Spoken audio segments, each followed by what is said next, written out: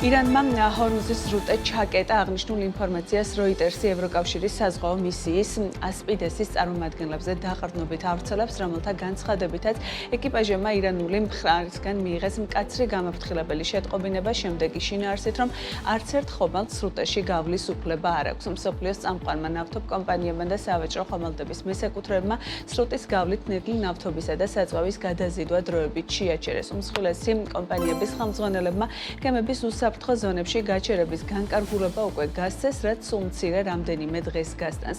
ჰორმუზის სრუტე გლობალური ნავთობის მიწოდების მეხუთედს ატარებს და მისი გამოყენებით ქვეყნებს წიაღისეული საწვავსა და გაზის სპარსეთის ყურის არსებული ყველა ქვეყანა, მათ შორის საუდის არაბეთი, კატარი და არაბთა გაერთიანებული საამიროები იყენებენ. ცხადია, ირანის რევოლუციურ გუშაგთა კორპუსის ეს შეტყობინებები პირდაპირ დაკავშირებულია ამერიკის შეერთებულ შტატებსა და ისრაელის მიერ ქვეყნის წინააღმდეგ განხორციელებულ სამხედრო მოქმედებებთან. რა გავლენა ექნება მიმდინარე პროცესებს ტრანზიტულ გადაზიდვებზე და ქვეყნების ჭრილში ლოგისტიკურ გადანაწილებაზე ამ თემაზე სასაუბროთ სტუდიაში ვადა ცეგარეიშვილი სატრანსპორტო დერეფნის კვლევის ცენტრის ხელმძღვანელი მოვიწვიეთ, რომელთან ერთადაც ვისაუბრებთ. მოგესალმებით, ბატონო ვადა, მადლობა თქვენი დროისთვის და სტუმრობისთვის. პირველ რიგში თავად ფაქტის შეფასება მინდა რომ გთხოვოთ, რა ტიპის გავლენას იქონიებს ეს ყველაფერი, მათ შორის ნავთობის ღირებულებაზე, ამერიკის საწვავზე, რუსეთის საწვავზეც, მათ შორის როგორ შეიძლება მოვლენები შეიცვალოს ამ გადაწყვეტილების ფონზე. პირველ რიგში ხაზგასმით მინდა აღვნიშნო, რომ იმ პირობებში, როდესაც მე თქვენთან ვიმყოფები ხოლმე ეთერში, მნიშვნელოვანწილად ხაზს უსვამთ შუა დერეფნის მიმზიდველობას, გადაზიდვების, თვითების გადმორთვის, ასე ვთქვათ, ანალიზს და დღევანდელ რეალობაში აბსოლუტურად სხვა სურათი იხატება. საქმე იმაშია, რომ დღესდღეობით ირანში დაწყებული საომარი მოქმედების შედეგად პროგნოზირებადი არ არის პროცესი და ამიტომ მხოლოდ მოგვიწევს ჰიპოთეტიურ გათვლებზე საუბარი. მე უფრო აქცენტ შუა დერეფნის მიმართულებით გავაკეთებდი და საპირწონედ წამოვწევდი რეგიონში საომარ დაპირისპირებას, რომელიც უკვე მეოთხე წელი გრძელდება და გარკვეულწილად აბსტრაგირებას გავუკეთებდი შუა დერეფანთან მიმართებაში. მოდით წარმოვიდგინოთ ესეთი რამ, რომ 2022 წელს საქართველოზე გამავალმა შუა დერეფანმა თითქმის 50%-ით გაზარდა გადაზიდვების მოცულობა.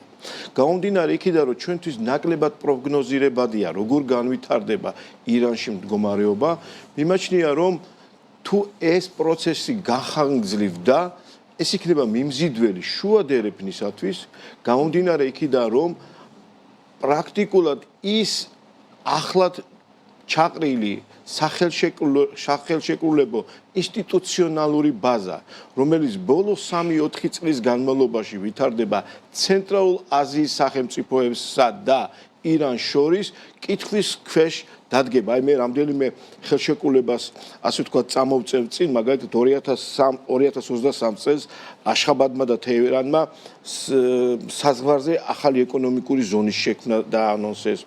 ამავე 2023 წელს ყაზახეთმა, თურქეთმა, ირანმა კონკურენტული ტარიფების შემუშავება დაანონსეს.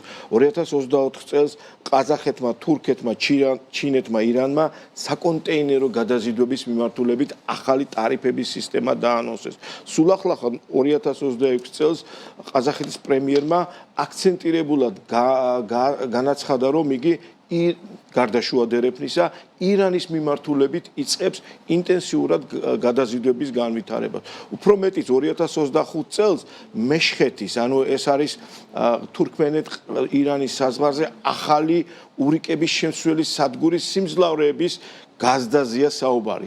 ანუ აი ეს ჩამონათვალი მე იმიტომ მოვიყვანე, რომ ცენტრალური აზიის, ასე ვთქვათ, მუსულმანური რკალი, აი ხუთი სახელმწიფო აქცენტირებულად ახალ გარღვევას ცდილობს ირანის მიმართულებით, თურქეთის მხარეს და ირანის მიმართულებით თუნდაც თავის სამხრეთ ნავსადგურებზე, ბენდერ აბასზე და ბენდერ ემამ ხომეინზე. შესაბამისად, თუ ეს პროცესი გაგრძელდა და ამის უკრაინის მაგალითი ჩვენ გვაძლევს ამის გარკვეულწილად ამის აბსტრაგირების შესაძლებლობას, აქ რა თქმა უნდა შუა დერეფანი მოიზიდავს დამატებით ტვირთებს.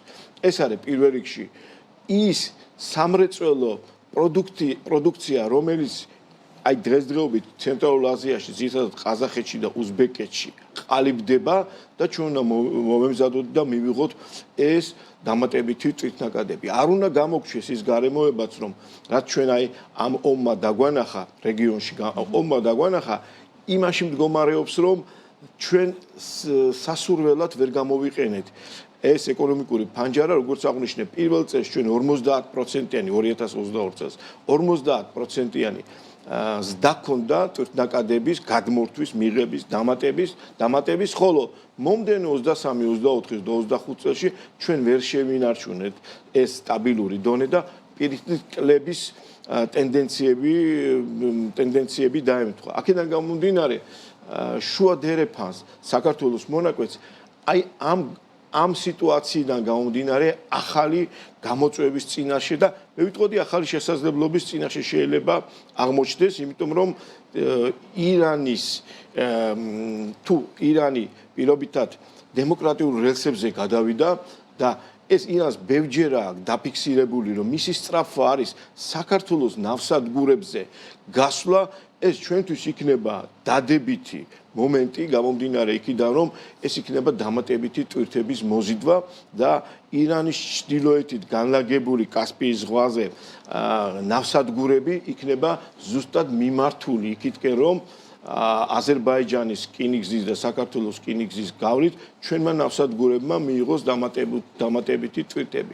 აქედან შეიძლება გააძლიეროს კრიზისის ფონზე საქართველოს თავის პოზიცია უსაფრთხო დერეფნის ნაწილში ევროპასა და აზიას შორის. რა შეიძლება? საფრთხეებიც არსებობს ამ ხო, რა თქმა უნდა, უსაფრთხოების კუთხით არსებობს. შესაძლებლობებიც არსებობს. როგორ შეიძლება ეს რაღაცა ქვეყანამ სასიკეთოდ და საკუთარ თავზე? აი, ჯერჯერობით როგორც მე თავში აღნიშნე, ჰიპოთეტიურ დონეზე შეიძლება ვისაუბროთ, გამომდინარე იქიდან თუ რა მოცულობის ტვირთი იქნება და რა უსაფრთხოების ნორმები იქნება აუცილებელი, მაგრამ გარკვეულწილად მე თქვენ შეკითხვას გადაუხვიე, იმიტომ რომ ჯერჯერობით როცა სტაბილური გარემო არ არსებობს ნავთობის გადაზიდვების ფასებზე, მის ზრდაზე და დაკლებაზე, რეალურად რთულია საუბარი, მით უმეტეს ჩვენ უნდა ვიყოთ ფოკუსირებული შუა დერეფნით, როგორც რომ დამატებითი თვითნაკადი მივიღოთ, დამატებითი სანავსადგურო ინფრასტრუქტურა განავითაროთ, ეს შეიძლება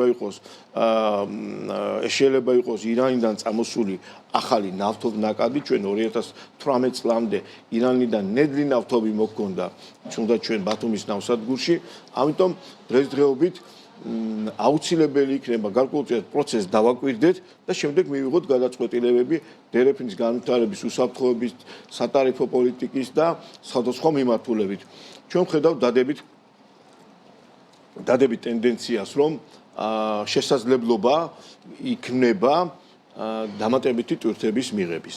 ამ ეტაპზე მესმის, რომ ძალიან რთულია საუბარი, თუმცა რა ტიპის ტვირთებზე იქნება ყველაზე მეტი გავლენა? ეს ენერგომატარებლებს შეეხება უფრო მეტად თუ რა იქნება ეფექტი ჰორმუზის სრუტეში შექმნილი კრიზისული ვითარების ფონზე, სადაც ვიცით, რომ მეხუთედი ნავთობისა ტარდება და ძალიან ბევრი ქვეყანა მარაგდება. ამ ფონზე გამოიქვა, მათ შორის ვარაუდები, რომ რუსული ნავთობით შეიძლება გაწვირდეს ამის ფონზე ამერიკულიც და ამ ნაწილში სხვადასხვანაირად გადალაგდეს მიმდინარეობის განმავლობაში ვითარება. მესმის ნავთობის გაზდის და შემცირების ტენდენციები ცოტა ისეთია, რა ქვია, ზრდის და კლების მომენტები ახასიათებს. ამიტომ კიდევ ერთხელ მინდა ვთქვა, რომ მოკლევადიან პროგნოზში, ცოტა პროგნოზით რთულია გაკეთება და მე მაინც ორიენტირებულად ჩვენ დერეფნის განვითარებაზე ვარ ორიენტირებული და აქ არ გამოვლიცხავ ზემოთ ვახსენე, რომ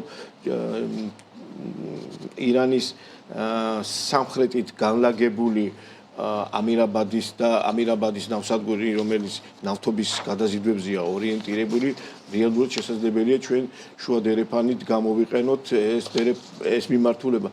აქვე ისმის ერთი საკითხი, რომ გარკვეულწილად აი ამ პროცესში რუსეთის ფაქტორი არის ასე ვთქვათ გაურკვეველ მდგომარეობაში. აი პირველად უნდა აღვნიშნო ის გარემოება, რომ რუსეთი, რომელსაც ასეთი სირთულეები გააჩნია დღესდღეობით საომარი მდგომარეობიდან გამომდინარე, ხაზი მინდა გაუსვა ირანის ტერიტორიაზე, აზერბაიჯან-ირანის ტერიტორიაზე 180 კილომეტრის სიგრძის სარკინიგზო მაგისტრალს თავისი ფინანსური სახსრებით აშენებს, ეს არის 1.6 მილიარდი დოლარი, რადგანაც მის ინტერესებშია ჩრდილოეთ სამხრეთ დერეფნის განვითარება. შესაბამისად, ეს პროცესები თუ განვითარდა, დიდი კითხვის ნიშნის ქვეშ დადგება რუსეთის ინიციატივა ჩრდილოეთ სამხრეთ დერეფნის განვითარების.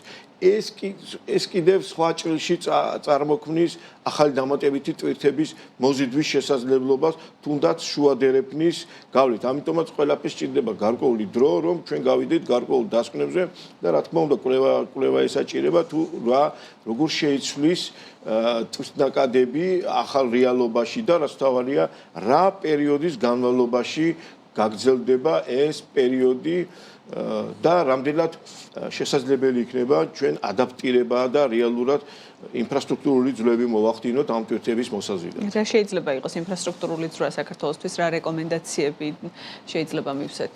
მათ შორის ჩვენ საქმიან მაყურებელს. რა თქმა უნდა, მე აღარ გამმარტავ თუ რა ინფრასტრუქტურული ასე ვთქვათ სამუშაოებია განსახორციელებელი. მე პირველ რიგში აქცენტს გავაკეთებ ინვესტიციების მოზიდვაზე. აქ პირველ რიგში მნიშვნელოვანია, რომ ჩვენ მოვიზიდოთ პირდაპირ უცხოური ინვესტიციები.